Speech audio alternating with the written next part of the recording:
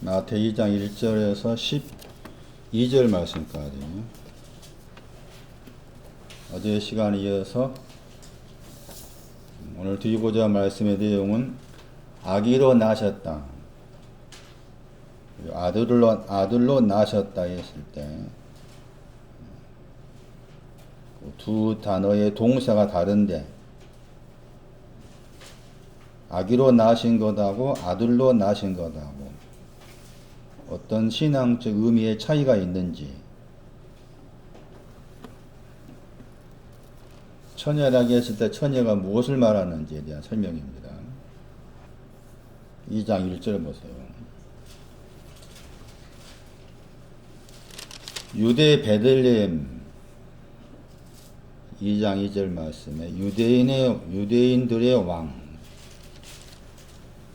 유다라는 단어에는 크게 두 가지 의미가 있습니다. 두 가지 의미인데 그게 약간 서로 대조적인 의미가 됩니다. 그런 차이를 일단 아셔야 됩니다. 베들레헴 그랬을 때에도 레헴은 떡이란 말이고 베들은 집이란 말이었죠. 베들레헴도 두 가지 의미를 가지고 있는 거예요. 유대에는 자백하다 뜻이 있다겠죠. 그 대표적인 구절이 레위기서 16장 21절입니다. 허물과 죄악과 죄를 자백하다. 이게 유대라는 단어의 첫 번째 의미입니다. 베들레헴 그랬을 때 떡과 관계됩니다. 자백하다 하는 단어는 떡과 관계돼요. 그런 반면 유대인이 왕이라고 했을 때 그때 유대의 의미는 다릅니다. 시편 111편 1절입니다. 찾아보세요. 감사하다 번역했다 단어입니다. 감사하다. 같은 단어인데 내용이 다르잖아요. 자백하는다 내용하고 감사하다 혹은 이제 약간 다르게 번역하면 찬양한단 말입니다. 시편 111편 1절. 할렐은 자랑하다입니다. 물론 찬양한다가 많이 번역되었습니다. 그런데 저 개인적으로는 자랑하다는 번역을 저는 선호합니다. 야 여호와를 자랑하라. 그게 할렐루야입니다. 여호와를 자랑해라. 여호와를 찬양해라. 내용입니다. 자랑해야 할 내용. 모든 마음 안에서입니다. 모든 마음 안에서 여호와께 감사하는 것이 여호와를 자랑하는 겁니다. 야다. 유대란 단어의 히브리어입니다. 이 111편도 보시면은 히브리 알파벳이 나옵니다. 감사하다 단어 앞에 알파벳 나오죠. 회 단어 앞에 알파벳 나오죠. 111편도 이렇게 히브리 알파벳 순서를 써놨어요. 그 마지막 절 보세요. 10절에. 알파벳 단어의 마지막 단어죠. 111편도 부지런히 알파벳 순서를 따라서 읽을 필요가 있습니다. 그 모든 마음 안에서 감사한다. 뭐 다른 구절에 의하면 마음을 다해 사랑한다. 그 무슨 말이냐는 거죠. 마음을 다해 사랑한다. 여기서는 모든 마음 안에서 전심, 모든 마음 안에서 여호와께 감사한다. 그 다음 말씀이 정직한 자의 회란 말로 회 안에서. 회라는 단어는 친밀함의 뜻이 있습니다. 정직한 자의 친밀함 안에서와 회중입니다. 회중. 그러니까 모든 마음 안이라고 했을 때 두 가지가 들어있는 거죠. 정직한 자의 친밀함과 회중, 두 가지가 들어있는 것이 모든 마음 안이 됩니다. 레밥 31편 25절이죠. 하자크와 아마침. 강하다, 담대하다. 정직한 자의 회가 아마추입니다. 정직한 자의 회가 아마추고 공회가 하자크입니다. 이것이 유대의 의미입니다. 그러니까 마태 2장 2절 말씀에 유대인의 왕이라고 했을 때 모든 마음과 연관됩니다. 하자크와 아마추, 강하고 담대한 것을 가지고 있는 왕이란 말입니다. 그것이 아들로 나신단 말입니다. 마태 2장 2절에 티토, 아들로 나셨다입니다. 티토. 유대라는 단어에는 우리가 지금 유대인은 아니잖아요. 유대인이 되려면은 저기 이스라엘 땅 가서 이스라엘에서 태어나야 돼. 우리는 죽었다 깨어나도 대한민국 사람이지 유대인이 아닌 거죠. 그러나 성경은 계속 유대인을 언급하고 있어요. 요한복음 4장에서도 사마리아 여자가 예수님을 뭐라 말합니까? 유대인으로서 어찌 상종하지 않는데 그렇게 말합니까? 예수님도 유대인이죠. 이 사람도 대단한 사람들이에요, 여러분. 역사적으로 살폈을 때도 대단하죠. 우리는 신앙적 의미에서 유대인이 돼야 돼. 그래서 유대라는 단어는 두 가지가 들어있다. 하나는 자백하다.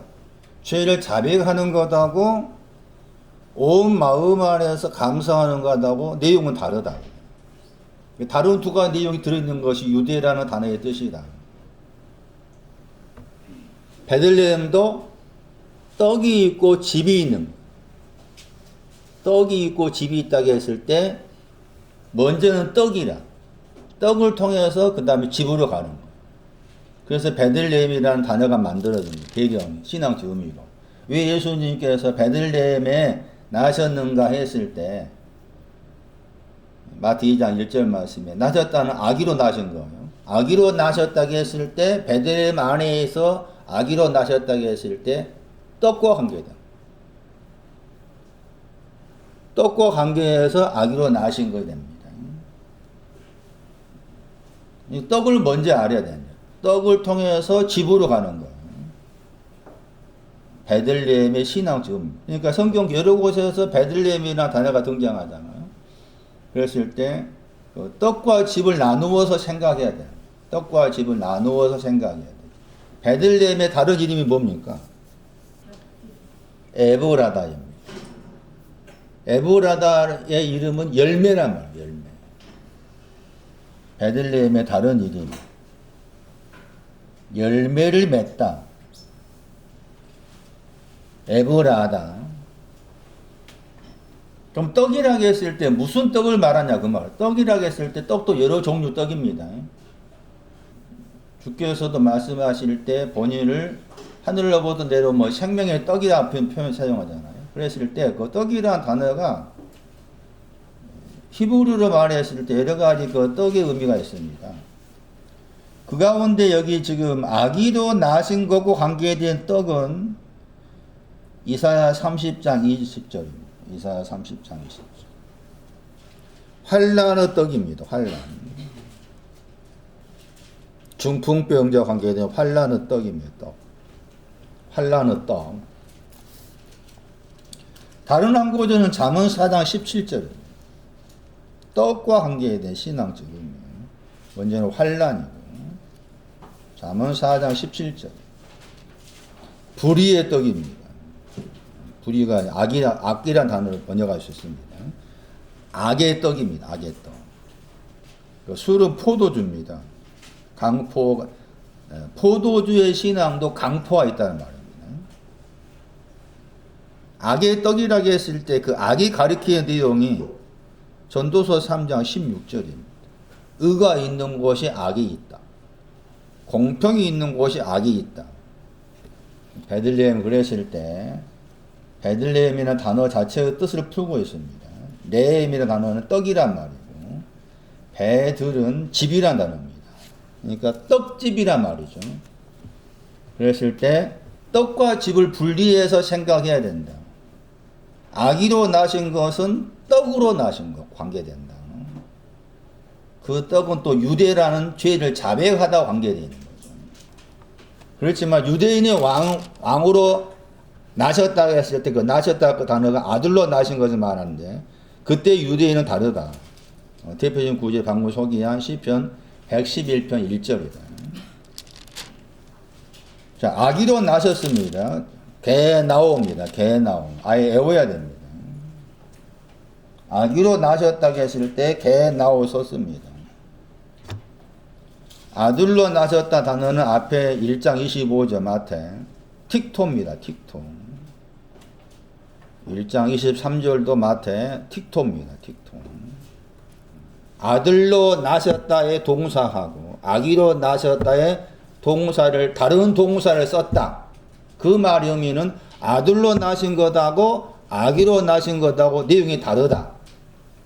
겉으로 읽으면 그러니까 저도 지금까지 쭉 그려왔지만은 대부분이 마태 2장이나 누가 2장 말씀에서 흔히 말하는 아기 예수로 나셨다고 했을 때 그 나신 것을 우리의 관념으로 이해를 합니다. 그렇게 이해하면은 아기로 나신 거, 아들로 나신 의미를 알지를 못합니다. 그 개념을 깨야 됩니다. 내가 태어난 것과 연관을 지어서 아기로 나셨다, 아들로 나셨다, 그렇게 대입을 해서 보면 안 된다는 거예요. 그래서 아기가 등장한 거예요. 어디 아기가 나와요? 누가 먼저 아기를 말합니까? 2장 8절이죠. 2장 8절. 헤롯이 말합니다. 헤롯이 아기를 언급합니다. 아기 보세요. 파이디온.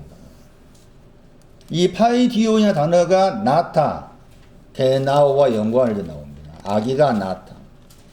그러니까 아기로서 낳으신 예수입니다. 먼저 아기로서 낳으신 예수. 아기라는 단어가 헬라어로 파이디온이죠. 파이디온으로서 게나오, 낳으셨다. 그게 지금 여기 마태 2장에서 아기가 등장한 거예요. 2장 9절 말씀에 아기, 2장 13절 말씀에도 아기가 두 번 나오죠. 파이디온. 아기로 나셨다. 예수님이 먼저 아기로 나셨다. 아기로 낳으신 예수님의 그 의미는 뭐냐? 아기로 나셨단 말이 뭐냐? 문자적으로 생각하면 안 된다. 우리 식대로 아기로 태어났다. 그런 의미가 전혀 아니다. 그래서 요한복음 16장 21절이라는 거죠. 요한복음 16장 21절 말씀이 아기로 나셨다의 신앙적 의미입니다.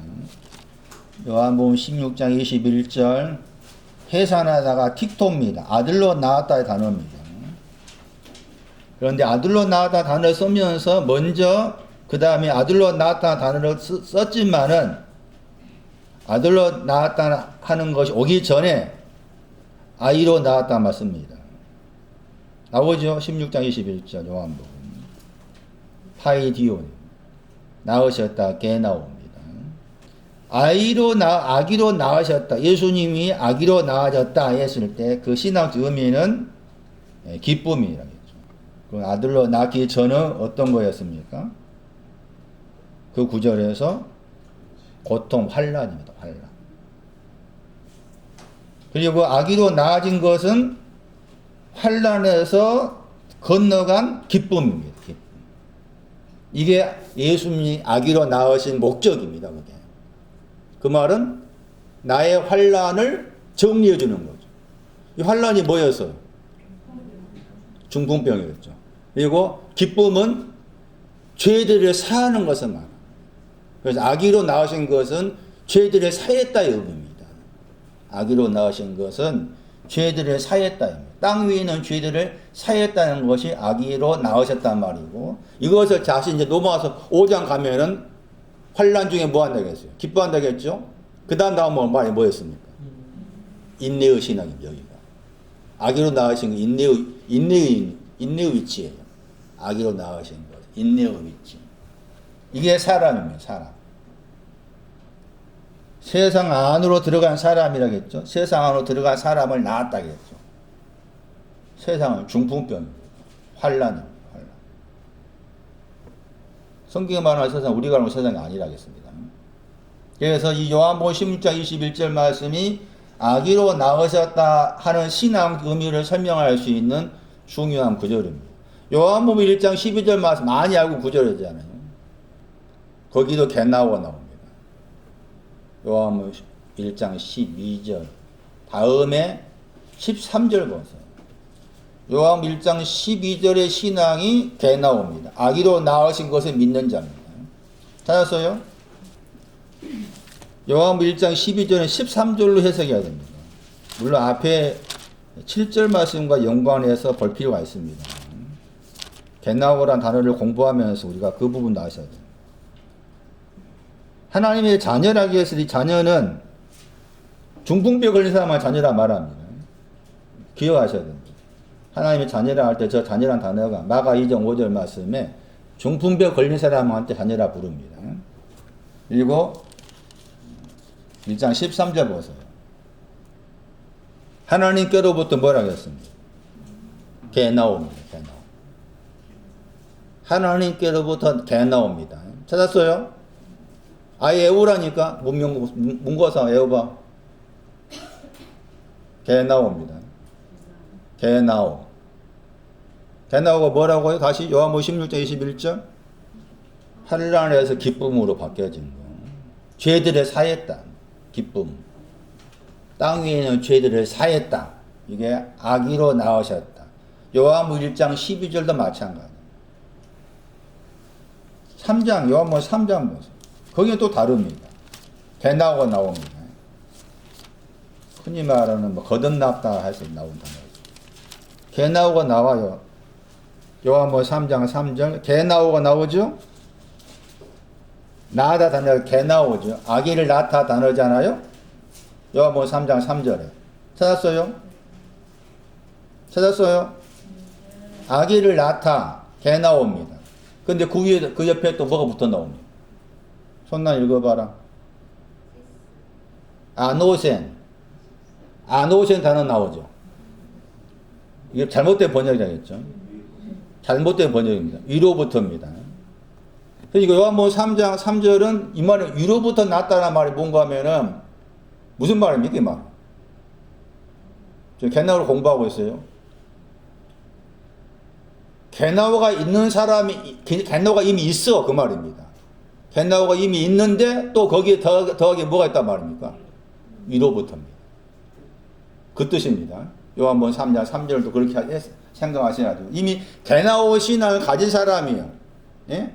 땅 위에 있는 죄들이 사함 받았어요. 기쁨을 가지고 있어요. 그런데 그걸로 안 돼. 아노센이 있어야 돼. 위로부터가 있어야 돼. 그 둘을 합친 것이 요한복음 3장 3절에서 말씀한 네 신앙적 의미라. 위로부터는 야고보서 1장 17절, 야고보서 3장 15절, 야고보서 3장 17절. 그게 구구절 위로부터의 신앙적 의미입니다. 아기로 낳으신 것하고 아들로 낳으신 것 다르다. 아기로 낳으신 것은 말씀드린 요한복음 16장 21절을 중심 구절로 생각해야 된다. 그래서 어제 말씀드린 것처럼 아기로 낳으신 분에게 동방의 박사들이 입맞춤한 거죠. 금과 유황과 몰약 가지고 입맞춤한 것이 그 아기로 낳으신 내용이 죄들의 사함과 관계되었기 때문에 금과 유황과 몰약을 가지고서 아기께 입맞춤하다 이렇게 된 거예요. 그러니까 아기로 낳으신 것하고 아들로 낳으신 것하고는 전혀 다른 내용이다. 이 아기는 자라야 됩니다.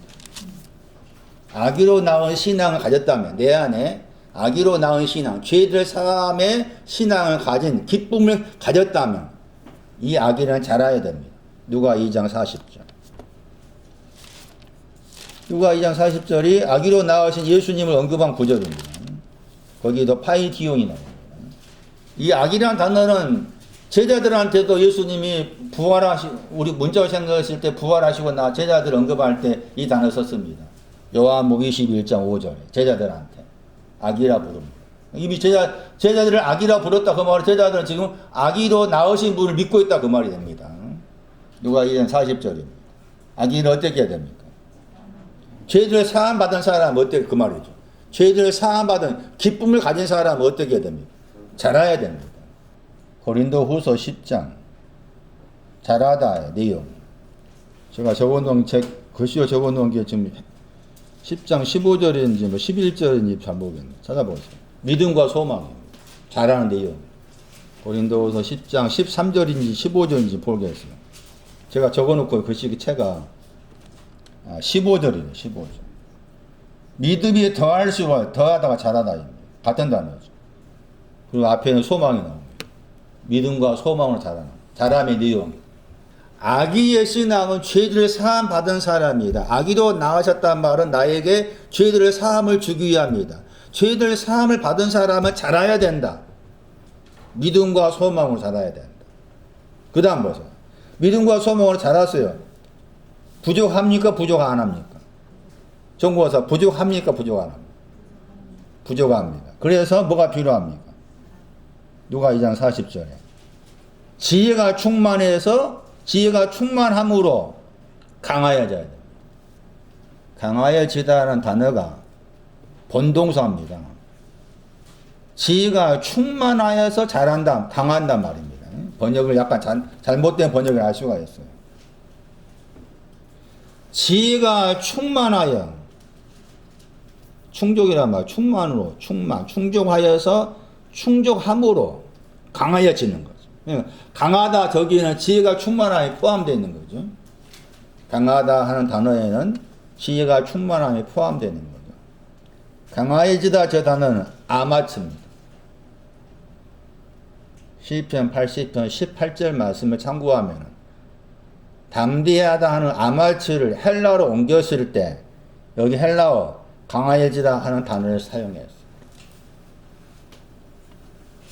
아기로 태어났다. 다시 반복해서 말합니다. 아기로 태어났다. 중풍병 걸린 사람의 죄들을 사해주기 위해서, 기쁨 주기 위해서, 환난에서 기쁨으로 바꿔주기 위해서. 아기로 태어났으면 자라야 된다. 믿음과 소망을 자라야 된다. 그걸로 끝나면 안 된다. 지혜가 충만한 것으로 강하여져야 된다. 이게 아기가 태어난 다음에 가야 될 신앙의 길이에요. 내 아들로 태어난 거 보세요. 아들로 태어나셨다는 것은 이제 마태 1장 23절을 참고해야 됩니다. 처녀가 잉태하여 아들을 낳았다. 그 구절이 이제 아들을 낳았다 했을 때 거기 낳았다 하는 단어의 동사가 틱토라겠죠. 아들을 낳으신 신앙적 의미를 알기 위해서는 마태 1장 23절을 이사야 7장 14절을 인용한 것이기 때문에 이사야 7장으로 가서 생각해야 됩니다. 이사야 7장을 보기 전에 이사야 9장을 봅니다. 이사야 9장 보세요. 이 책은 이사야 9장 5절, 번역된 책 하면 이사야 9장 6절에 갔습니다. 한 아기가 나오죠. 한 아기가 낳았다겠죠. 이게 방금 설명드린 거기 아기가 낳았다 개 나옵니다. 한 아기가 나왔어요. 누구에게 낳았습니까? 한 아기가 나왔어. 누구에게? 우리는 아무나 우리가 아닙니다. 제가 누차 말하지만 우리가 누굽니까? 누가 우리예요? 저 마태 2장하고 누가 거기 2장을 생각하면 우리가 누굽니까? 동방박사입니다. 동방박사를 위해서 나온 겁니다. 그럼 이사야 말씀에서 우리는 누굽니까? 1장 9절입니다. 1장 9절이 우리라. 이사야 53장도 우리가 나와. 우리의 허물 나오죠? 우리의 죄악. 우리가 아무나 해당도 우리가 아니라겠죠. 제가 누차 말씀드리지만 1인칭 복수가 사용됐을 때 특별한 사람한테 사용되었지 너나 할 것 없이 아니란 게. 성탄절은 너나 할 것 없이 뭐 북적된다고 해서 전혀 아니 상관없어. 아무런 상관이 없어. 에? 베들레헴 교회가 있더라고. 뭐 성탄절 될 때마다 베들레헴 교회를 찍어요. 그 베들레헴 교회 가가지고 뭐 의식을 드리고 예배 드린다고 해서 그게 성경 말하는 베들레헴 전혀 달라. 아무런 의미가 없어 그것은. 근데 모르는 사람은 거기에 의미를 두는 거야. 그래서 12월 25일 되면은 돈 많은 사람은, 돈 많은 부자의 기독교 신자들, 뭐 종교의 신자들은 다 거기 가서 예배 드려 가가지고. 에? 거기 가서 수천만 드려봐. 소용이 없어. 의미를 모르면. 다시 이 말씀을 생각한다면, 아기로 낳으신 분이 나를 위해서 나섰는가? 라고 했을 때 우리가 되어 있어야 그 말씀이 나한테 들어오는 거예요. 그러면 내가 아직 동방박사 안 되었다면 아기로 낳으신 거 나하고 상관없는 거 되는 것이고, 이사야 말씀 말하면 1장 8절 9절이라. 예? 1장 9절에 답이 1장 8절이요. 1장 9절 보세요. 우리를 위해서 남겨뒀단 말 나오죠. 거기에 우리가 나옵니다. 1장 9절에. 예? 1장 9절 우리가 나오잖아요. 이사야서 말씀 전체에서 1인칭 복수가 나오면 1장 9절이 답이라. 우리가 누구냐 그 말이죠. 생존자 번역이 안에 단어가 나오겠죠. 여기 이 출판사 생존자 번역이 다르게 번역 남은 자입니다. 남은 자. 그리고 또 그 동사가 나오죠. 남겨두었다 단어가 나오죠. 우리에 속한 사람은 남겨둔 사람입니다. 그리고 남겨두었다 했을 때 남겨둔 단어가 앞에 1장 8절에서 이미 사용했습니다. 1장 8절에서. 그러니까 우리는 시온의 딸입니다. 시온의 딸이 우리입니다. 시온의 딸이. 남겨뒀다고 했죠? 시온의 딸이 우리에 해당됩니다. 그러니까 거기 이사야서 9장 5절 말씀에 아기도 우리에게 낳았다고 했죠. 시온의 딸을 위해서 나온 것이. 시온의 딸에 해당되는 사람이 지금 동방박사. 그런데 시온의 딸이 남았다고 했잖아요. 남겨뒀다가 시온의 딸과 관계해서 말씀했죠. 나한아닙니다. 시온의 딸. 의를 가진 사람입니다. 스바냐 3장 14절. 그리고 남겨두었다 하는 저 단어의 명사는 우리가 공부한 사사기에서 7장 6절입니다. 무릎 꿇고 마신 사람. 거기에 단어가 나옵니다. 나 집에 가 찾아봐서. 무릎 꿇고 마셨다 했을 때 거기에 이 단어의 명사가 나옵니다. 무릎 꿇고 마신 사람도 우리에 해당돼. 무릎 꿇고 마셨으니까 그냥 버렸다가 아닙니다. 반드시 무릎 꿇고 마셔야 됩니다. 먼저 무릎 꿇고 마셔야지. 그 다음 무릎 꿇고 마신 게 먼저지. 핥아 마신 거 그 다음입니다. 다시 보세요. 이사야 9장. 우리란 말 두 번 나오죠. 아기는 아리가 낳았다고 했어요. 그 다음 무슨 말 나오면? 아들 나오죠. 아들은 뭐라고 했어요? 우리에게. 거기 또 우리가 나오잖아요. 아들은 우리에게 뭐 한다고 했어요? 주셨답니다. 동사가 달라. 여기도 이 차이를 알아야 됩니다. 아들은 뭐 하는 거예요? 주시는 거예요. 아들은 주신 것을 우리는 뭐 한 거예요? 주셨다니까 받는 거지. 그래, 주다 받다 말이 그런 거예요. 아들을 주시니까 아들을 받는 거예요. 그런데 그러려면 내가 뭐가 돼 있어야 돼? 우리가 돼 있어야 돼. 우리에 해당된 사람한테 그 말이라. 여기서 우리는 누가 2장의 목자들입니다. 앞에 우리는 마태 2장의 동방박사고, 뒤에 아들을 주셨다에 우리는 누가 2장의 목자들이 목자. 동방박사 신앙보다 목자들의 신앙이 더 높다 봐야 돼요. 왜냐하면 찾아보셨어요? 누가 2장 말씀에는 아기로 낳았다가 안 나옵니다. 아들 낳았다 틱토가 나옵니다. 다시 보세요. 제가 누가 2장 설교했을 때 그렇게 했는지 기억이 전혀 안 납니다. 거기 보시면 누가 2장 몇 절입니까? 말씀. 10절인가 말씀. 응? 모든 백성에게 미칠 뭐라고 했어요? 큰 기쁨에 좋은 소식을 전하노라. 그거 나오죠? 오늘날 다윗의 동네에 너희를 위해서 구주가 나으셨다겠죠? 그 틱토죠. 모든 백성이 누굽니까? 아기, 갯나올 가진 사람, 목자입니다. 거기에서. 오늘날은 뭡니까? 오늘날은 뭐예요? 아기로 낳으신 걸 믿는 날입니다. 아기는 낳았어. 이 차이 보세요. 이 차이를 아셔야 돼요. 이사야 그렇게 말합니다. 이사야 9장도 성당과 관계해서 설교를 할 수 있는 장애를 아셔야 돼요. 제가 마태 2장 오늘 설교한 2장 끝날 거 아닙니까? 그럼 다시는 제가 이제 성탄절 예배 때 설교 안 하겠다고 속으로 다짐을 했는데, 이사야 9장은 해야 되겠다 싶어요. 내년에 이사야 9장은 이제 설교하려고 준비해야 되겠잖아요.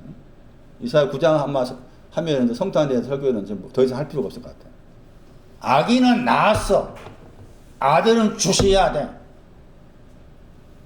아기의 신앙과 아들의 신앙이 다르다 한 것을 동사를 통해 설명해 주고 있는 그 이사야 7장. 그 유명한 구절입니다. 이사야 7장 14절은 마태 1장 23절과 연관된 성경 구절이라 할 수가 있습니다. 그냥 그대로 읽어보시면 번역되는 거 보세요. 주께서 친히 징조로 너희에게 주신다겠죠. 주셨다면 나오죠. 아까 9장 5절에 나왔었죠. 우리에게 아들을 주셨다. 같은 단어입니다. 나탄. 그러면서 보라 처녀가 잉태해서 그랬죠. 처녀가 잉태한다 말 나옵니다. 그 다음에 아들을 낳았는다 했죠. 아들을 낳았는다. 그 이름을 임마누엘이죠. 하나님이 우리와 함께 하신다. 이게 지금 마태 1장 23절에서 설명한 구절이죠. 다시 보세요. 마태 1장 23절. 이사야 7장 14절 보세요. 잉태하다 하는 단어가 나오죠. 잉태하다 하는 단어에 히브리어가 나옵니다. 히브리어. 그 히브리어의 헬라어가 마태 1장 23절 말씀에 세 단어입니다. 세 단어. 잉태하다가 세 단어입니다. 안이란 말이죠. 마태 1장 23절입니다. 그 다음에 단어가 정확히 번역하면 자궁입니다. 자궁. 그 다음에 단어가 가지고 있단 말이에요. 자궁 안에서 가지고 있다 이 뜻입니다. 잉태하다 번역된 저 단어를 세 단어로 줄여서 잉태하다 번역했지만 자궁 안에서 가지고 있습니다 하는 건데, 그런데 히브리어는 딱 한 단어죠. 이사야 7장 14절 말씀에 하라입니다. 저 하라라는 단어가 헬라어로 옮겼을 때 세 단어로 나누어서 그렇게 옮겼는데, 언어 그대로 번역한다면 자궁 안에서 가지고 있다. 이게 마태 1장 23절 말씀에 잉태하였다의 단어의 뜻이에요. 자, 그 다음 보세요. 낳았다 했잖아요. 낳았다 틱토라겠죠. 이거 이사야 7장 14절 말씀에 낳았다는 야라드라는 단어의 헬라어를 틱토로 말합니다. 그런데 히브리어로 이 야라드라는 단어는 대나오도 번역하기도 하고 틱토로 번역하기도 합니다. 둘 다 그렇게 사용된 단어가 여기 지금 이사야 7장 14절 말씀에 낳았다는 단어인데 72년 번역에서는 틱토로 번역했고, 마태 1장 23절 말씀도 72년 번역을 쫓아서 틱토로 번역한 거죠. 이 말이 무슨 말이냐, 중요한. 이 말씀을 알려면 7장 1절부터 봐야 돼요. 이사야 7장. 그리고 거기에 등장한 인물이 아하스입니다. 아하스라는 인물과 관계해서 이사야 7장 14절 말씀이 나오게 된 거예요. 집에 가서 여러분 자세히 읽어보지 말라고. 제가 대충 나오는 데 설명을 드리면, 이 아하스라는 인물이 있는데 이 아하스를 하나님께서 주선해가지고 이사야하고 이사야 아들의 이름이 스알야숲입니다. 이 스알야숲이란 말은, 스알이란 말은 남은 자란 말이고, 야숲이란 말이 돌아온단 말이에요. 남은 자가 돌아오다, 이게 이사야 아들의 이름의 뜻입니다. 그래서 이사야 선지자한테 나가가지고 이 아하스를 만나라고 그럽니다. 아하스를 만나라고 그래요. 그 아하스를 만나는 곳이 어떤 곳인가 하면은 세탁자의 밭 큰 길, 윗모 수도 끝입니다. 거기에서 아하스를 만나라 그렇게 한 거예요.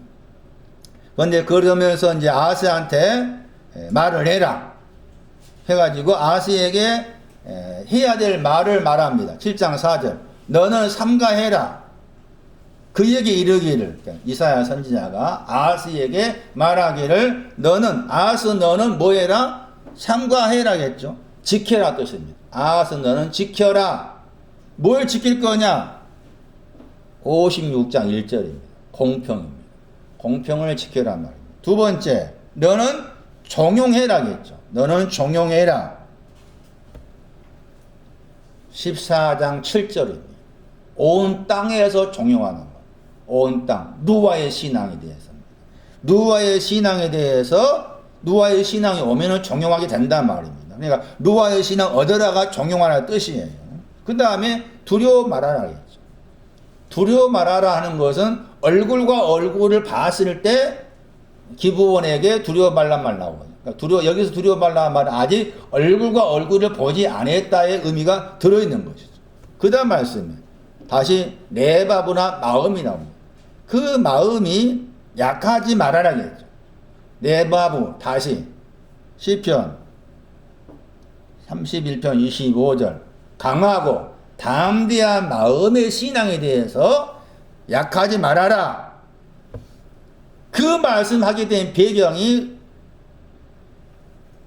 누군가 하면은 아람왕 르신과 느말리아의 아들에 대한 설명입니다. 아람왕 르신과 느말리아의 아들을 가리켜서 연기나는 두 부직갱이라고 하죠. 연기나는 두 부직갱이 그루터기가 꼴이란 말입니다. 연기나는 두 부직갱이의 꼴이다. 그 사람들은 그 사람에 대해서 연기나는 두 부직갱이 꼴이 해당된 저 아람왕 르신하고 느말리아 아들 저 두 사람에 대해서 두려워하지 말고 마음이 약해지지 말아라. 이렇게 말씀한 거예요. 그래서 거기에서 연기나는 두 부직갱이 꼴이는 에레미야 2장 13절 말씀처럼 두 가지 악에 해당되는 것이고, 꼴이라고 말 붙였을 때 이 꼴이는 거짓말 가르치는 선지자를 말합니다. 이사야 9장 15절 말씀이에요. 꼴이는 거짓말 가르치는 선지자입니다. 이 느말리아 아들하고 아람왕 르신이 그런 부류에 속한 사람이다 그 말이에요. 그러니까 지금 아하스가 나오고 그 아하스를 괴롭히는 두 부류에 속한 사람이 나오는데, 두 부류에 속한 사람이 있다 할지라도 연기나는 부직경에 불과하다. 그러니 그 두 사람에 대해서 두려워하지 말고 또 마음이 약해지지 말아라. 마음이 약하지 않기 위해서는 강하고 담대한 마음을 가져라. 또 두려워하지 않기 위해서는 얼굴과 얼굴 보는 신앙 가져라. 정용하기 위해서는 누아의 신앙 가져라. 지키기 위해서는 공평의 신앙 가져라. 이렇게 말씀하신 거예요. 알아들어요 지금? 알아듣기 어렵죠. 집에 가서 공부해. 그런데 이 사람의 신앙이 어떤 신앙이고 하면은 작은 여우를 잡은 신앙입니다. 아하스의 신앙. 아하스의 이름의 뜻입니다. 붙잡다입니다. 작은 여우를 잡은 신앙 가진 사람이 아하스입니다. 작은 여우 잡아라 어디 나와요? 아가서 2장 15절. 포도원을 허는 작은 여우를 잡으라겠죠. 그 작은 여우에 대해서 제가 에스겔서 13장인가 말씀과 설명했을 거예요. 포도를 허는 작은 여우를 잡아라 했는데 잡은 사람이 아하스가 이름의 뜻처럼 잡은 사람입니다. 그러니까 포도를 허는 것이 포도를 헌다고 했을 때 포도는 내용이 뭔가 하면 나남과 누아입니다. 예? 나남과 누아를 허는 작은 여우를 잡아라 했을 때 아하스는 잡은 사람이에요. 이 아하스에게 말합니다. 이런 아하스에게 7장 11절 너는 구해라 그랬어요. 아하스 너는 구해라. 징조를 구해라 했죠. 어떤 징조냐? 하나님 여호와께서 함께한 징조입니다. 하나님 너희 하나님 여호와 너희 하나님 여호와입니다. 믿는 사람이라 그 말이죠. 거기 작은 여우를 잡은 신앙은 대단한 거예요. 때 번졌다는 데가 함께라는 단어. 임마누엘 거기에 들은 단어입니다. 이사야 7장 11절 함께로 번역해야 됩니다. 너희 하나님 여호와 함께한 징조입니다. 징조의 내용이 하나님이 함께 하신다입니다. 징조의 내용이 하나님이 나와 함께 하신다 하는 것이 징조의 내용이에요. 하나님 너와 함께 하신다는 징조를 구해라 했어요. 구해라. 그런데 구하는데 어디서 구하라 했어요? 깊은 데서 구하든지 혹은 높은 데서 구하든지 해봐라 했어요. 깊은 데서 7장 3절에 인모 수도 끝에서 높은 데서 세탁제 밭 큰 길에서 높은 데서 구해라. 그러게 구하라 하니까 이제 반응이 나옵니다. 여기서 깊다, 높다게 했을 때 부정적 의미도 있고 긍정적 의미도 있는, 여기서 표현은 부정적 의미로 생각하셔야 됩니다. 높다게 했을 때 높다고 번역했지만 교만의 의미도 들어있습니다. 깊다게 했을 때 부정적 의미가 이사야 31장 6절. 높다의 부정적 의미는 이사야 3장 16절입니다. 가바입니다. 가바, 높다가. 많이 들어보셨죠? 그렇게 이제 하니까 이게 작은 요구를 잡은 신앙을 가진 사람이지만 여전히 신앙적으로 또 채워져야 될 내용이 있지 않습니까? 삼가해야 되고 종용해야 되고 두려워 말해야 되고 낙심하지 말아야 돼. 그게 신앙적 의미로 채워져야 될 내용인데 아주 용감한 사람이에요. 나는 뭐 하라고 합니까? 7장 11절 보세요. 나는 뭐 하라고 합니까? 나는 구하지 않겠어요. 나는 구하기 싫어요. 내가 어떤 사람입니까? 약간 제가 추측해서 덧붙인다. 내가 어떤 사람입니까? 나는 작은 요구 잡았어요. 뭘 구할 필요가 뭐가 있어요? 나는 요구를 시험치 않겠어요. 얼핏 보면은 그럴듯한 말 같지만 이사야 선지자를 통해서 구하라 했으면 할 수가 있어야 될 법도 한데 이런 반응이 나오는 거예요. 자기가 지금 작은 여우를 잡은 것에 대해서 굉장히 자기 나름대로 자긍심을 가진 사람이 충분히 그럴 수가 있습니다. 충분히. 그래서니까 7장 13절 말씀에서 갑자기 다윗의 집 이야기를 합니다. 물론 그거 다윗의 집이 7장 2절에 등장하지만 다윗의 집이여 너희들은 들어라. 무엇 때문에 들으라 그럽니까 지금? 구하라 했는데 구하지 않는 것 때문에 않는 것 관계에서 다윗의 집을 언급하면서 다윗의 집이여 들으라 합니다. 너희가 사람을 뭐 한다고 했어요? 너희가 사람을 괴롭게 한 것이 있는데 그 괴롭게 한 것을 작은 걸로 생각한다고 했죠. 거기에 너희가 등장하죠. 이 너희는 앞에 구하라고 했는데 구하지 않는 아하스를 포함한 사람들이 다 너희에 속한 사람입니다. 그 다음에 사람을 괴롭게 한다고 했죠. 자, 너희가 나오고 13절 보세요. 너희가 나오고 그 다음 사람이 나오잖아요. 이 너희에 속한 사람을 괴롭게 한 사람이죠. 그 사람들은 지금 괴롭힘을 당한 사람이죠. 그럼 여기 사람들 어떤 사람이겠습니까? 다니엘이 이사야 7장 13절에 이 사람들 어떤 사람이겠습니까? 너희는 어떤 사람이고 사람들은 괴롭힘을 당한 사람도 어떤 사람? 너희들은 말한 것처럼 아하스와 같은 과죠. 구하라고 했는데 구하지 않는 사람이 너희. 사람도 어떤 사람이에요? 구하라고 했을 때 구한 사람. 구하라고 했을 때 구한 사람이 사람들입니다. 사람들 괴롭게 한다. 하나님께 구하라고 해서 구하고 있는 사람을 구하지 않는 그 사람이 괴롭게 한단 말입니다. 그러면서 사람들 괴롭게 한 거에서 누구를 괴롭게 하고 똑같다고 하는 거예요? 구하라고 하나님 괴롭게 한 거 똑같다고 말이에요.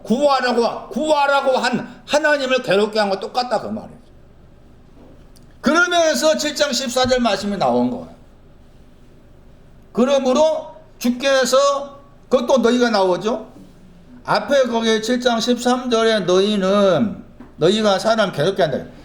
구하고 있는 사람은 괴롭게 한 사람이 너희고, 이게 지금 다윗의 집에서 두 가지 부류에 속한 사람이 나옵니다. 구하라 했는데 구하지 않는 사람으로서 구하고 있는 사람을 괴롭게 한 부류가 있고, 7장 14절 말씀에서 너희는 다윗의 집 안에서 구하라고 했을 때 구한 사람이 너희죠. 그럼 거기에 누가 등장합니까? 처녀가 나옵니다. 그 처녀는 누구예요? 누가 처녀요? 한미나? 누가 처녀야? 구하라고 했을 때 구한 사람이 처녀입니다. 그리고 이 구하라 하는 이 히브리의 이 단어는 주시다와 연관됩니다. 거기 7장 14절 말씀에 주께서 친히 너희한테 뭐 한다고 했어요? 주신다고 했죠? 그 너희가 너희한테 주신다고 했죠? 이 너희 속에 누가 있다고 했어요?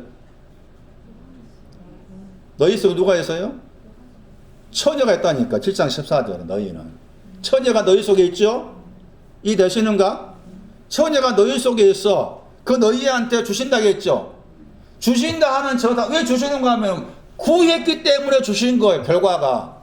주신 거의 결과고 주시기 전에 구했기 때문에 주셔. 이게 공식이야. 일종의 공식.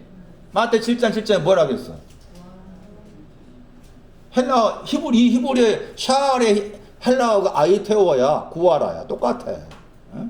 거기 마태 7장 7절인가 말씀에서 7장 7절이죠. 거기 구하라 그러면 주실 것이요. 이게 공식 일종의 신앙적 공식이에요. 그러면 마태 7장 7절 말씀에서 구하라 했을 때 뭘 구하라 그 말입니까? 현준이가 공부 잘해가지고 박사되고 막 그 아산병원에 더 잘되게 해주세요. 이거 구하라 말입니까? 예? 아들들 잘되게 해달라 구하라 말입니까? 징조 구하라 말이 징조. 아들 실장도 징조가 뭐예요? 뭐가 징조라겠어요? 하나님과 함께한 징조. 임마누엘 아들 구하라. 아들 구하라 그 말. 아들. 마태 7장 7절도 그 구해야만 줘. 이게 신앙적 원리요. 예? 야고보 1장 보세요. 거기 나와요. 지혜 구하라 아이테오야. 지혜를 구하는 거 같아. 아들 구하는 아들이나 지혜나. 지혜를 구하는 자에게 후유되어 누르고 뭐 그 말 나오잖아. 주실 것이 나와. 그다음 그럴 거 제 기억으로.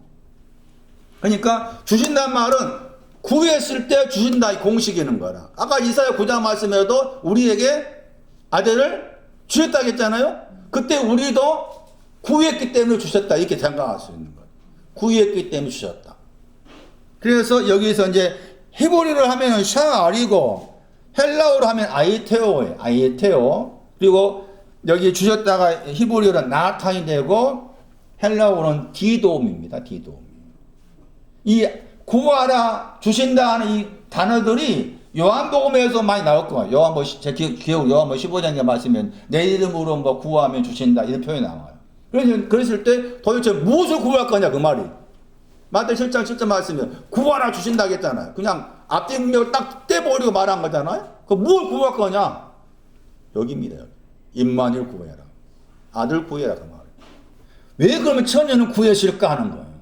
아하스는 구하라고 했는데 안 구했잖아요. 그 왜 처녀는 구하는 건가? 주께서 너희에게 주신다고 했잖아요. 그러면서 이제 그 너희에 속한 사람의 일을 처녀로 언급한 것. 구하는 너희. 처녀가 구했다 그 말이죠. 자, 그럼 왜 처녀는 구했을까? 아하스는 구하지 않았고. 그래서 처녀라고 했을 때 마리아가 처녀란 말은 이 우리가 알고 있는 몸의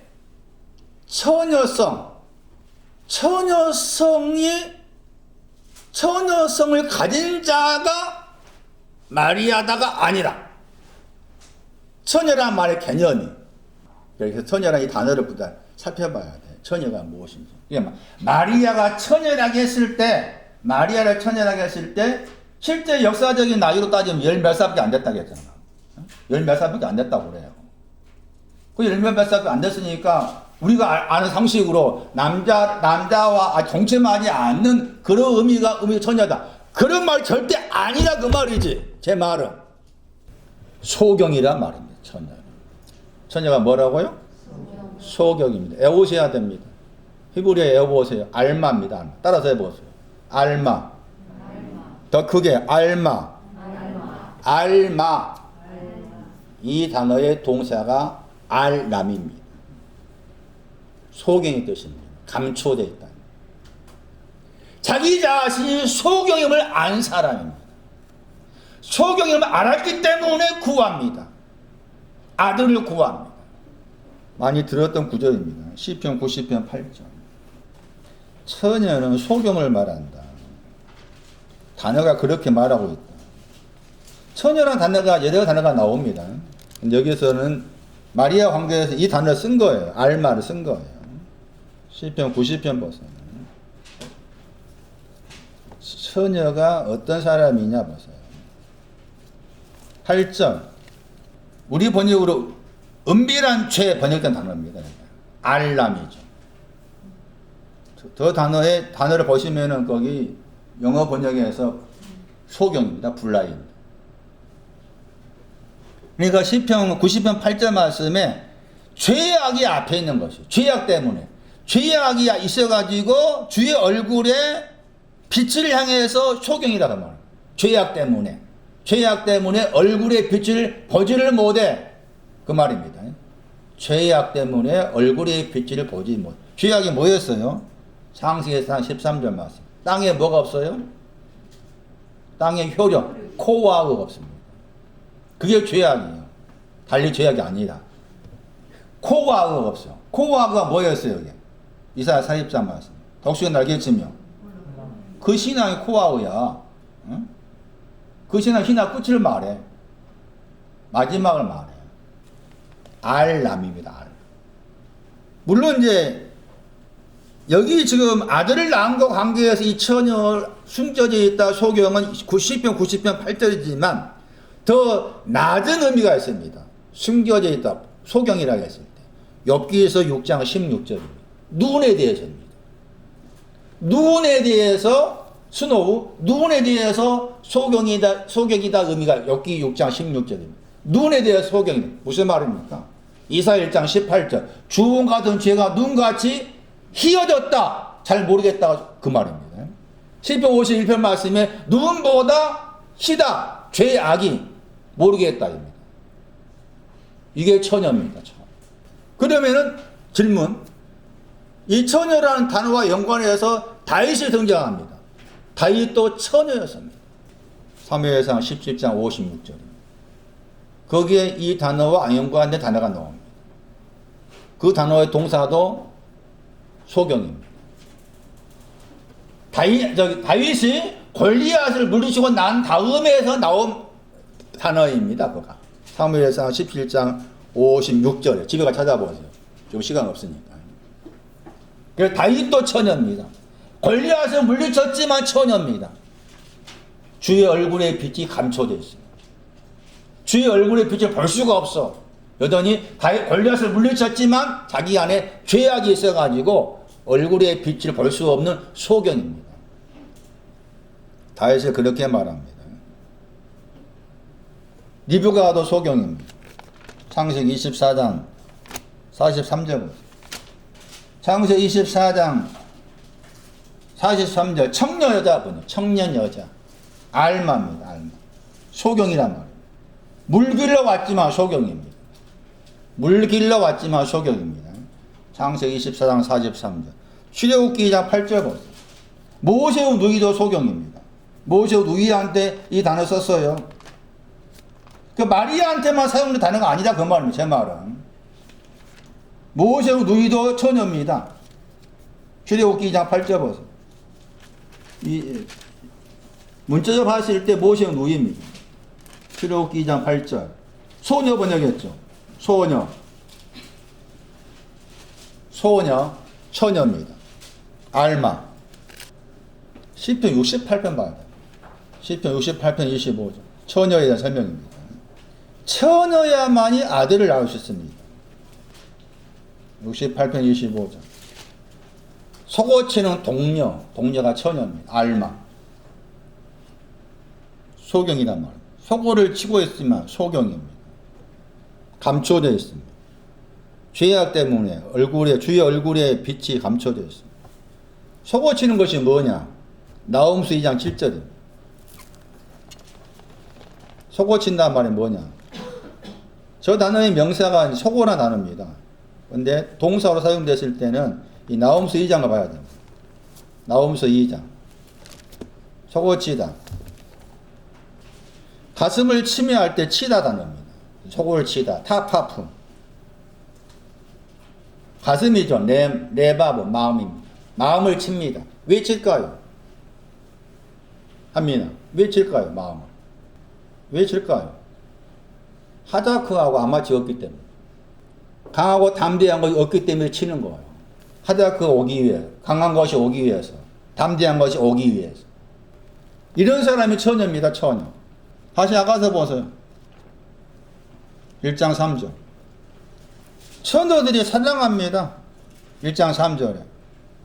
신랑의 기름이 향기로워 아름다움다 사랑합니다. 신랑의 이름이 쏟은 향기름 사랑한다. 아가서 1장 3절에. 알마. 처녀들이 사랑합니다. 기름. 다르게 번역하면 풍요, 부요의 뜻이 있다겠죠. 풍요, 부요.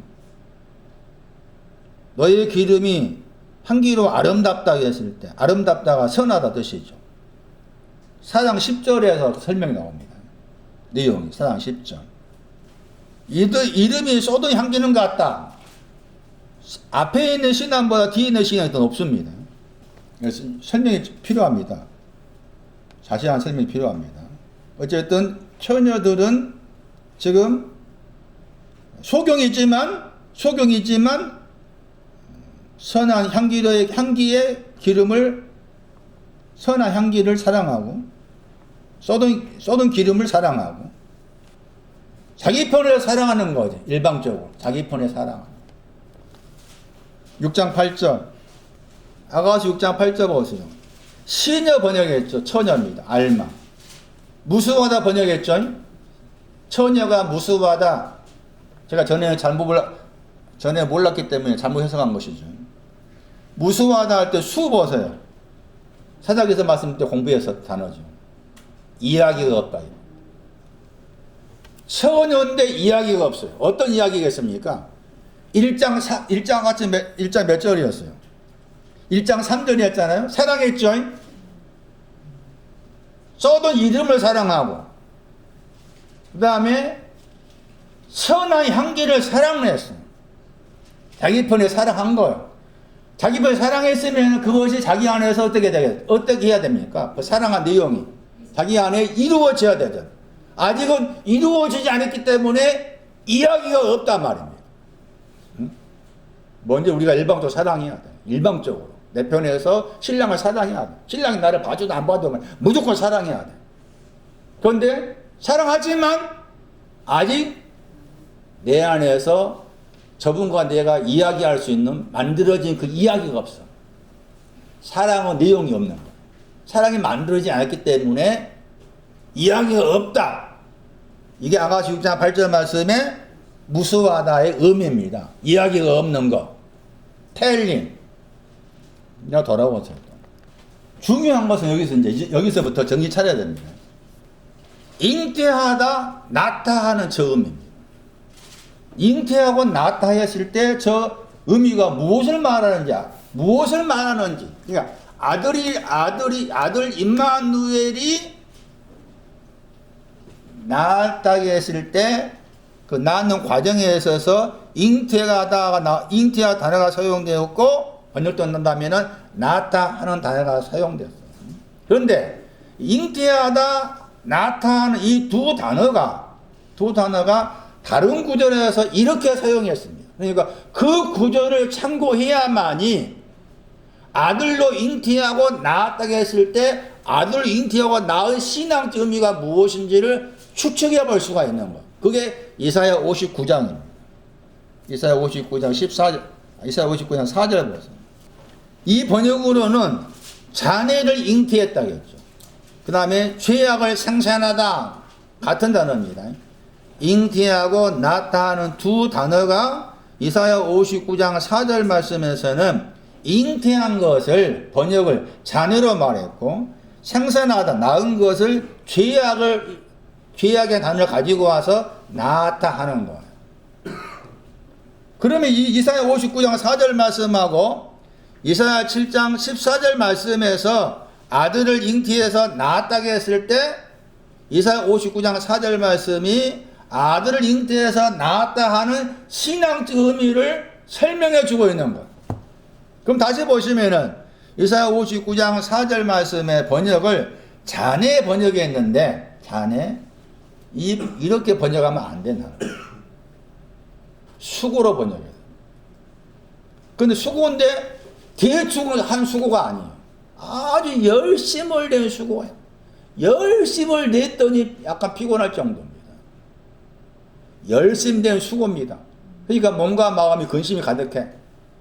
보통 수고하면은 그냥 대충 그니밖에 없겠잖아. 열심을 내서 수고하니까 거기에서 수고한 내용 가운데서 뭔가 마음도 힘들고 그런 부 다 포함된 단어가 이 아말이라는 단어입니다. 아말. 그 아말 단어가 먼저 나왔습니다. 그 다음에 죄악 번역했던 단어가 나오죠. 죄악 번역했죠. 저 단어는 여러분 설명했을 거예요. 갈망을 합니다. 그리고 또 있어서 일합니다. 결과가 아무것도 없습니다. 그래서 이렇게 번역을 해야 됩니다. 헛됨.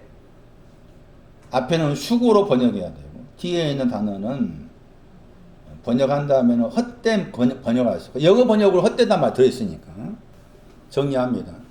수고한 거 먼저입니다. 수고가 열심히 수고를 했어요. 결과적으로 아무것도 없어. 열심히 일을 썼어요. 결과적으로 아무것도 남은 것이 없어요.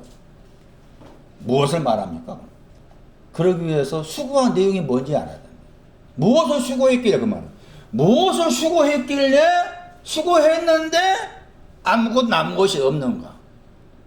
자, 이 두 단어를 우리의 여러분의 생활로 가져가 전복을 시켜보세요. 나도 나의 가정을 위해서 또 저는 저에게 적으신다면 이 세상교회 목회를 위해서 열심히 했어요. 그런데 헛돼 없어. 저희 마음도 지금 이런 마음. 응? 남은 게 별로 없어. 남은 게 없어 제 안에. 여러분 생각해보세요. 열심히 했는데 없어. 보통 공식은 열심히 하면은 결과가 좋으리다. 이 공식이 성립이 안 돼요. 이 경우에. 난이가 열심히 식당 일을 하니까 날로 난 식당 일이 잘 될 것이다. 공식 성립되기도 하겠지만 안 될 수가 있어. 장사가 되었든 뭐가 되었든 시편 127편 1절입니다. 수고가 안 된 부분. 수고의 내용을 알아야만이 뒤에 있는 부분을 이해할 수가 있는 거예요. 솔로몬의 시입니다. 여호와께서 집을 세우지 아니하시면 세우는 자의 뭐가? 수고가 헛되다. 이 구절입니다. 수고의 내용이 집을 세우는 여호와께서 집을 세우는 것입니다. 집을 세우는 것이 수고의 내용이에요. 집을 세우다. 집을 세우는 것이 잠언 9장 1절로 말하면 지혜로 집을 세웁니다. 지혜로. 이거 집과 연관해서 설명드렸잖아요. 집도 강한 것이 있고 또 담대한 것이 있었잖아요. 집을 건축하다. 내 안에. 왜? 히브리 3장 6절인가 말씀 내가 뭐가 되기 위해서? 하나님의 뭐가 되기 위해서? 하나님의 집이 되기 위해서. 내가 하나님의 집이 되기 위해서 나름대로 그 집이 내 안에 세워지기를 수고해야 됩니다. 수고를 해야 됩니다. 그런데 결과가 세워지지 않는 거. 그 말입니다. 그러면은 아들로서 오셔가지고 아들로서 잉태하셔가지고 태어나셨다? 그 말은 무슨 말이 되겠습니까? 그 수고하는 것이 먼저 수고부터. 내가 집을 세웠기 때문에 솔로몬이 생각하고 내가 집을 세우니까 헛되다 단어가 다른 데서 거짓 번역된 단어거든요. 헛되다가 거짓 번역된 단어. 거짓에서 번역되어 쓴 단어입니다. 내가 집을 세우려 하면은 거짓된 것이고 헛된 거야. 하나님께서 집을 세우는 거죠. 그러니까 예수님이 처녀가 아까 전에 구절에 뭐라고 했어요? 처녀가 잉태했다 했나요? 처녀가 잉태했어요. 처녀가 잉태한 내용이 뭐예요? 집을 세우는 거. 여호와께서 집을 세우고자 했다. 이게 잉태입니다. 여호와께서 집을 세우고자 했다. 이게 잉태입니다. 그 다음에 아들을 낳았어요. 뭡니까? 집을 세우고자 수고했어요. 아들을 낳은 거 뭐가 됩니까? 집을 세웠다입니다. 아들을 낳은 거 집을 세웠다입니다. 그래서 이 아들이라는 히브리의 벤에는 집을 세우다가 들어있습니다.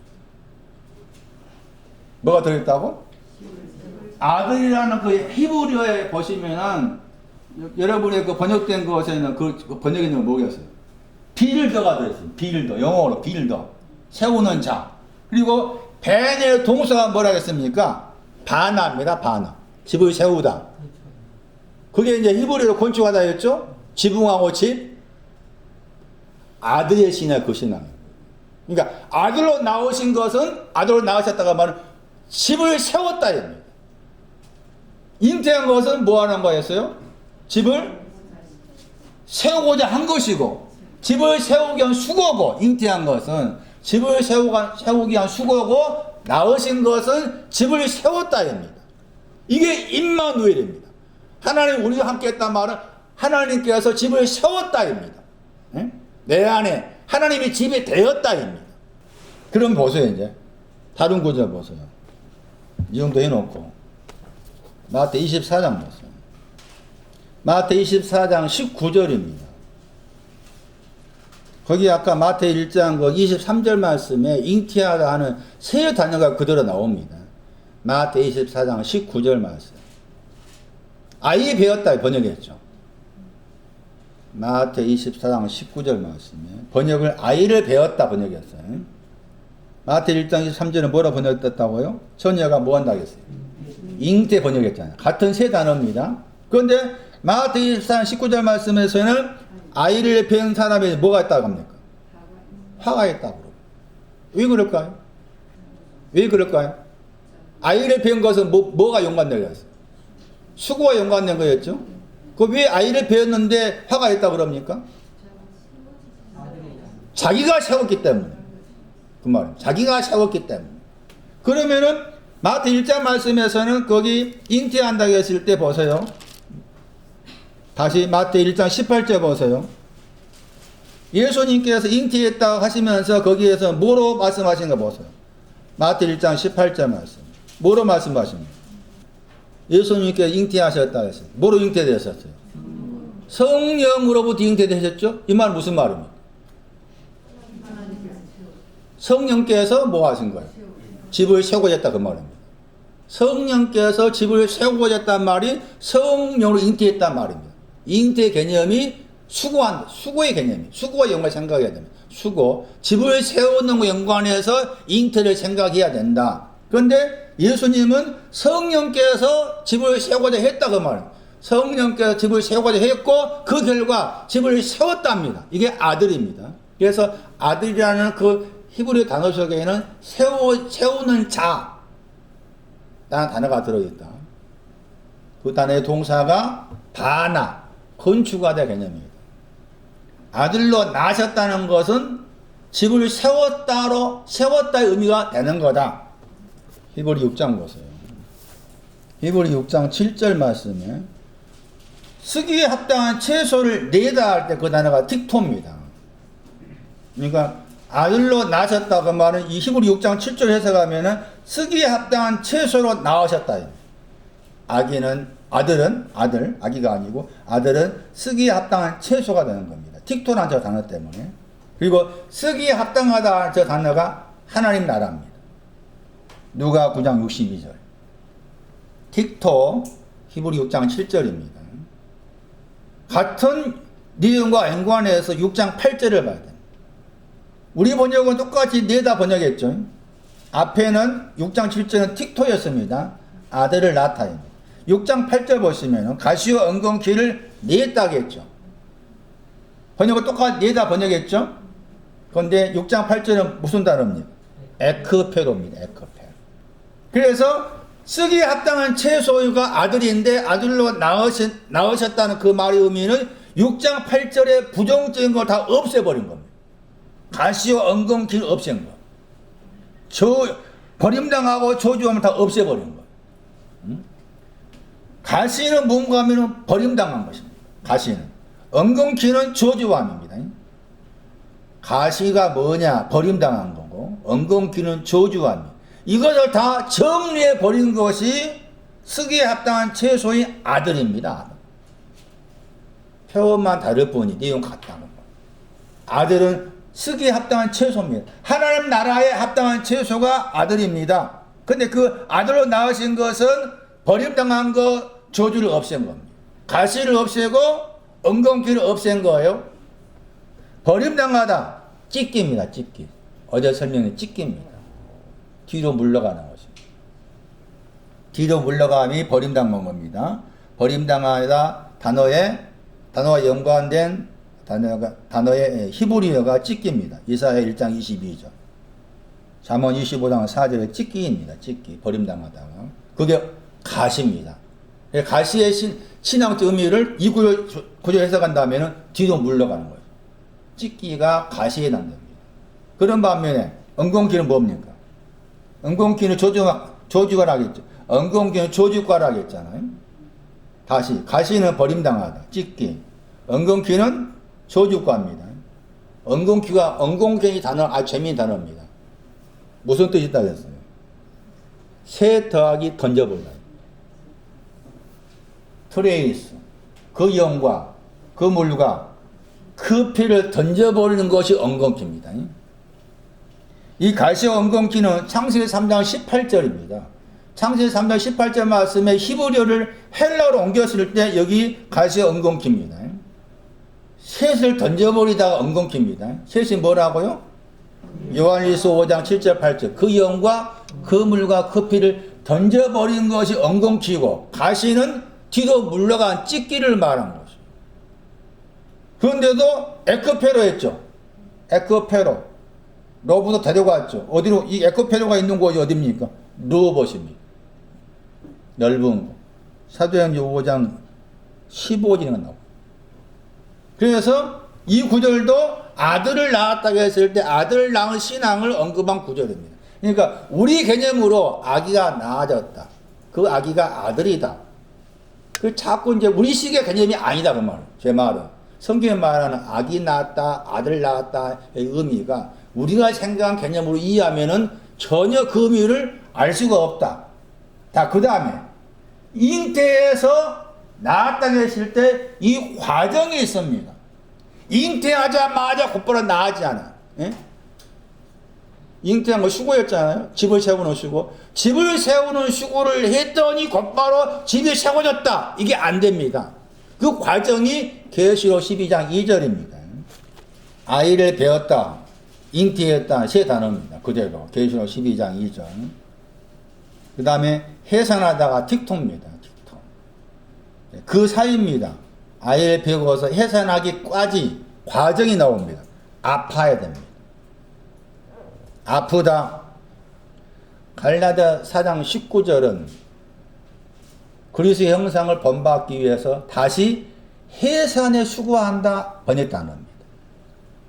아프다 단어가 동사로 갈라디아 4장 19절입니다. 명사로는 사도행전 2장 24절입니다. 사망입니다. 사망. 마태복음 24장 8절 말씀에는 그 사망을 또 여기 사망 관계에서 시작이란 말 썼습니다. 시작. 예수다 말 나옵니다. 중풍병 옵니다. 예수다 단어. 마태 8장 6절. 불이 됐다는 게 누아입니다. 시편 65편 14절. 누마서 8장 15절. 그래서 틱토, 낳기까지 과정에 있어서 부르짖는 것도 있어야 되고 아픈 것도 있어야 되고 예수인 것도 있게 된다. 이런 말이 옵니다. 그 다음에 12장 5절 보세요. 아들을 낳았다고 했죠. 틱토. 아들을 낳았는데 그 낳은 아들을 또 다르게 말하면 뭐라 말하면 계시록 12장 5절. 아들을 낳았어요. 아들을 낳은 그 아들을 다른 표현을 씁니다. 뭐라고 말했었어요? 무슨 단어 썼습니까? 남자 썼습니다. 창세기 1장 27절에서 남자라는 그 단어입니다. 기억하다입니다. 기억하다. 그러니까 창세기 1장 27절 말씀에 남자 여자로 창조했다고 했잖아요.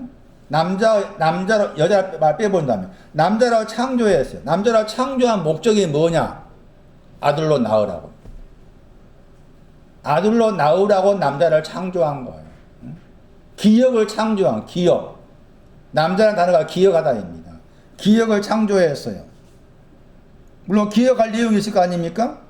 기억할 내용 시편 78편 35절 반석, 시편 98편 3절 인자와 믿음, 그것이 기억한 내용이 그게 남자입니다. 남자. 그 남자자라고 했을 때 우리가 알고 남자자가 아닌 거죠. 따지면. 자, 그 다음에 아까 수고와 헛되다 하는 그 두 단어와 관계해서 민수기에서 23장을 또 살펴봐야 됩니다. 민수기 23장 21절 보세요. 야곱 안에는 헛됨이 있고 이스라엘 안에는 수고가 있습니다. 그런데 그 헛된 것을 수고를 보지 않는다 이렇게 나옵니다. 민수기 23장 21절. 민수기 23장 21절. 허물 범했다는 거 헛되다. 열심히 했는데 아무것도 남지 않았다. 헛되다. 폐역이 수고라겠죠. 이스라엘 안에 수고를 보지 않는다. 야곱 안에 있는 헛된 것을 보지 않는다.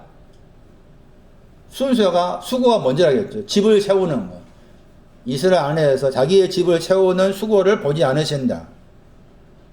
그리고 수고한 결과 헛되다를 여호와께서 보지 않으신다. 왜 그럴까? 야곱의 하나님이 그와 함께 계시니 그랬죠. 부르는 소리 단어 보세요. 테루아 루아입니다.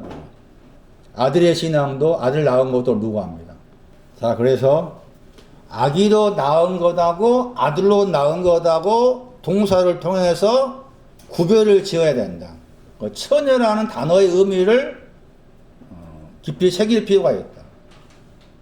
그런데 그 히브리어로 처녀라는 단어가 최소한 세 가지 단어가 히브리어로 등장하는데 지금 마태 1장에서는 이사야 7장을 인용했기 때문에 알마를 썼다. 알마. 다른 데서는 이제 분리하다 하는 뜻이 들어있는 처녀가 나오고 올라갔다 내려갔다 하는 단어가 들어있는 처녀라는 단어도 나옵니다. 그러니까 슬기로운 처녀, 미련한 처녀 할 때도 같은 처녀잖아요. 그럴 때 그 처녀가 지금 이 소경이 처녀인지 아니면은 분리된 처녀인지 올라가다 내려갔다 하는 처녀인지를 살펴봐야 됩니다. 그러니까 단순하게 마태 1장에 나오는 처녀의 내용 단어가 같은 단어이기 때문에 곧바로 마태 25장에서도 적용될 수가 있겠는가 아니겠는가는 또 깊이 생각해 볼 내용이라 할 수가 있는 거예요. 어쨌든 지금 마태 1장 23절 말씀에 처녀가 잉태해서 아들을 낳았다고 했을 때 그때 그 처녀라는 단어는 알마였다. 알마의 단어는 사전을 찾아가 보면은 알람이 나오고 그 알람의 단어를 번역했을 때 숨겨져 있다. 소경이다 뜻이다. 처녀는 문자 그대로 처녀가 아니고 소경을 말한다. 소경이었기 때문에 구했다. 그런데 그러면 아하스는 소경이지만 속이는 모르는 사람. 작은 여우를 잡은 사람이지만 자기 자신이 소경이는 몰랐기 때문에 구하라 했는데 불구하고 나는 구하지 않겠습니다. 나는 당신을 시험할 수 없습니다. 하니까 야, 구하고 있는 사람 그 자체가 지금 구하고 있는 사람을 괴롭게 하는 거야. 구하라고 한 하나님을 괴롭게 하고 있는 거야. 구한 사람한테 주시는 거예요. 그럼 우리는 그 문제, 우리 편 생각했을 때 우리는 어떻게 해야 되느냐? 우리는 구해야 되는가? 구할 필요가 없지. 왜? 아들로 낳으신 걸 내가 받아들이면 되는 거니까. 아기로 낳으신 걸 내가 영접하면 되고 받아들이면 되고 아들로 낳으신 거 내가 그대로 받아들이면 되고. 그래서 중요한 것이 이사야 9장 말씀에서 우리라는 표현. 나는 저 우리에 속한 사람인가 하는 거 이사야 1장 8절하고 9절 말씀에 씨름을 해서 내가 드디어 우리라는 그 단어 속에 들어간 사람이구나라고 내가 나름대로 부딪혀가지고 씨름해서 확신이 든다면은 아기가 나를 위해서 아들이 나를 위해 낳으셨구나. 다 내 것 되는 거죠.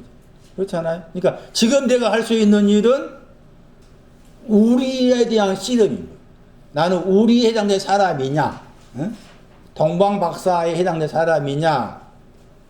또는 목자, 누가 이제 목자도 해당된 사람이냐? 그 말은 좀 약간의 광범위한 의미가 될 수가 있으니까 이사야 1장 8절로 가가지고 나는 시온의 딸이냐? 거기에 씨름이야. 나는 시온의 딸인가? 나난과 연관되어 있는 시온의 딸인가? 나는 남아있는 자인가? 다시 사사기 7장 가가지고 나는 무릎을 꿇고서 불순물 없이 물을 마신 사람인가? 그런 부분과 씨름을 수없이 해야 되겠죠. 마음에서 씨름했을 때 반드시 하나님께서는 씨름한 결과를 주게 되어 있어. 네? 내가 씨름하지 않고 그냥 아무렇지 않고 가만히 이렇게 있으니까 저분도 그냥 그래 네가 가만히 있으니까 나도 가만히 있을란다 이런 식이지. 막 내 마음에서 안달돼가지고 막 내가 씨름하게 되면은 하나님은 어떠한 모양으로든 찾아오게 돼 있어. 한번 해보시라니까. 다 돼 있어. 씨름하니 줍니다. 부딪혀야 돼. 우리를 위해서 아기가 낳았다. 우리를 위해서 아들을 주셨다. 그 우리에 해당되는 사람. 여기까지, 오늘 여기까지 하겠습니다. 그리고 성구영실이라면 안 드릴게요. 네. 성구영실 드릴 의미도 없고, 또 이제는 드리고자 제가 막 밤에까지 7시에 잠을 자는 사람인데, 에? 그때까지 있어서 할 힘도 없고, 그리고 또, 성구영실에 드리고자 했을 때, 말씀을 전해야 되는데, 무슨 말씀 전할까 해도, 별로 떠오른 것도 없고, 대체로 1월 첫 주에 설교할 것이 이제 있어가지고, 성구영실 예배는 여러분 혼자 집에서 하시고, 1월 첫 주에 예배를 드리는데 읽어보세요. 고린도후서 6장 9절에서 10절 할 거예요. 고린도후서 6장 9절에서 10절 말씀이 2022년인가요? 2022년의 첫째 주 설교입니다. 고린도후서 6장. 그 설교 말씀은 주셨기 때문에 제가 첫 주에 이제 하도록 하겠습니다.